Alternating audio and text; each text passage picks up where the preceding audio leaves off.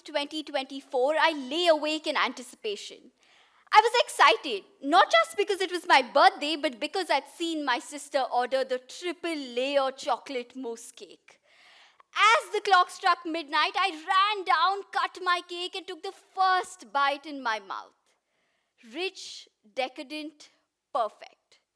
And it was then that my grandmother said, "Let's get you married." 4 words, 4.5 if I'm being precise. But the burden of these words is way more than a young woman can possibly bear. I stand here today to narrate a story of 3 chapters, a story that each of us has seen but never closely looked at. A story that we have been a part of but never had dialogues. A story where we women have built our own cages. I like to call this story the 3 chapters of the silent contributor to patriarchy. Chapter 1, the exposure to the devils. The devils of marriage are so often beautifully weaved as rituals and customs that we forget to ask questions. Why is it that only the father walks a bride down the aisle? Why is it that a mother is not even present at her own daughter's nikah?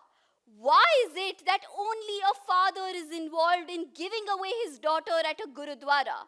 Why is it that the mother who raised you all her life only has a secondary role to play in Kanyadan?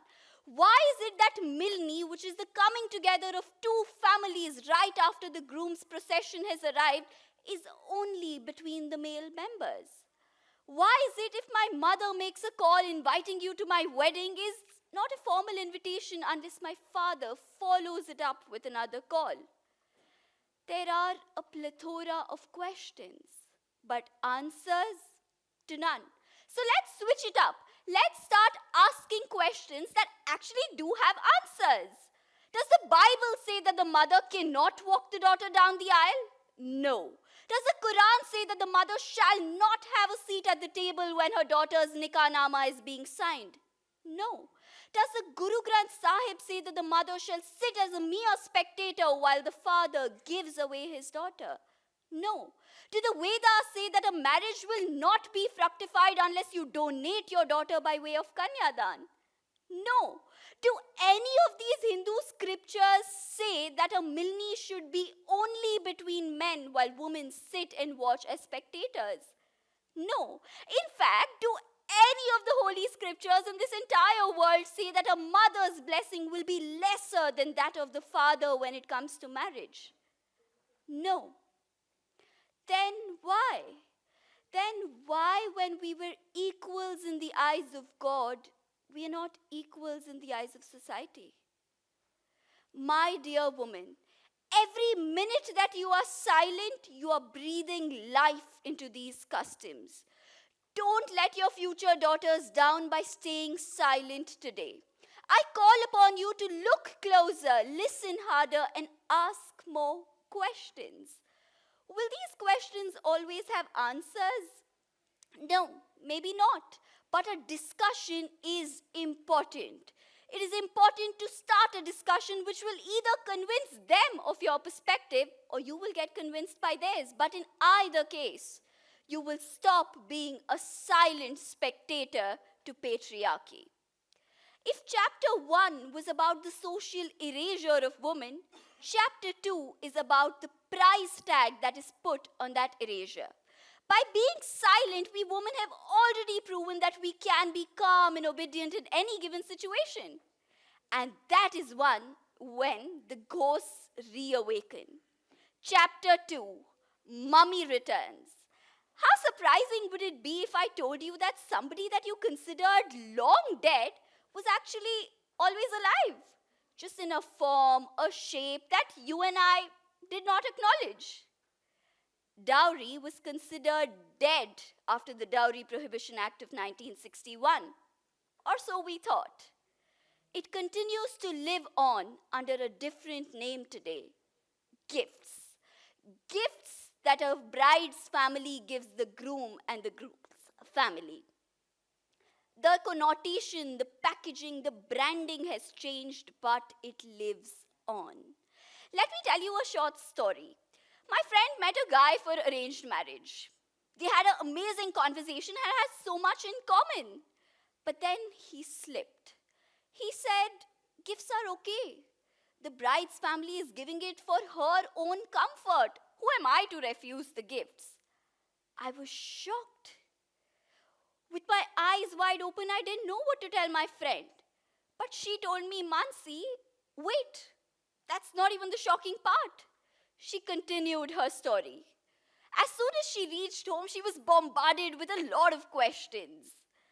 But she was visibly upset. It was then that her sister asked her, "Didi, are you okay? Is everything all right?" And that's when she told her parents.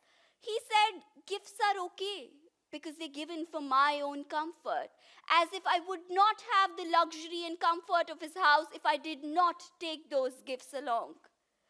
The girl's parents immediately said, "But that's okay. Tell us, did you like the guy?" And that was shocking. Even a girl's own parents did not find it wrong to give and accept gifts. That mindset was not a cause of concern for them. Each one of us here is aware that dowry is being clothed as gifts, but none of us are willing to assert. Because it's far easier to be that quiet woman who follows tradition than be that difficult woman at the dinner table who questions everything. But remember this, your silence may not be a crime. But in future, when the same repeats with your daughter, that resting feeling that you could have done something to make a change will never leave you. I stand here not telling you that gifts are wrong, that an exchange of gifts between two families without any kind of societal pressure or expectation is wrong. I stand here only to start a discussion of whether dowry in reality is dead. And mind you, I'm okay to be proved wrong in this discussion, but I am not okay to be wronged in life. Once a woman stays silent through the rituals and through the price tag that is put on those rituals, she arrives at chapter 3, the loss of the mighty one. This is a chapter about how we women ourselves take away our mighty identity. "You can be anything you want, beta," is a common lie that every woman is told once she is born. Her right to be anything she wants ceases the minute she is married. As soon as she is married, most often than not, she's told to change her surname and adopt her husband's family name. She's told, "You're so lucky. You have 2 houses, one your husband's, one your father's." But 2 houses and yet no home. And what does she do to finally find that home somewhere? She changes herself. Let me tell you about the puzzle theory. The puzzle theory states that every family in itself is a complete jigsaw puzzle. So what happens when they have to make space for another new entrant? They make a small window. If you don't fit into that window, you're either too loud, too obnoxious, too career oriented, or too opinionated. But you're too wide for the window that they have created for you. So, what do we do as women? We are unique pieces of the puzzle, and yet we chip away and trim our own edges. First go the dreams, then the opinions, and finally the career. And yes, we then become a piece that fits into that little window that is created for us, but at what cost? At the cost of your own identity. And this is what a woman undergoes once those 4 words, "let's get you married," are uttered. Not a very happy ending. All of us want a different ending. So make one. Write your own ending. Spread your wings and be the pilot of your own story. And how do you do that? It's very simple. You follow a 3-step process. 1. Audit the devils. The next time you see a ritual or custom that is not from the Holy Scriptures sidelining women, speak up. Second, be that difficult woman. Ask those difficult questions. Let them call you bossy, too feminist, too opinionated, but speak up. And third, refuse to trim your edges. You're a beautiful piece on your own. So refuse to sit into the boundaries that they create for you. And trust me, once you do this, your future daughters will thank you.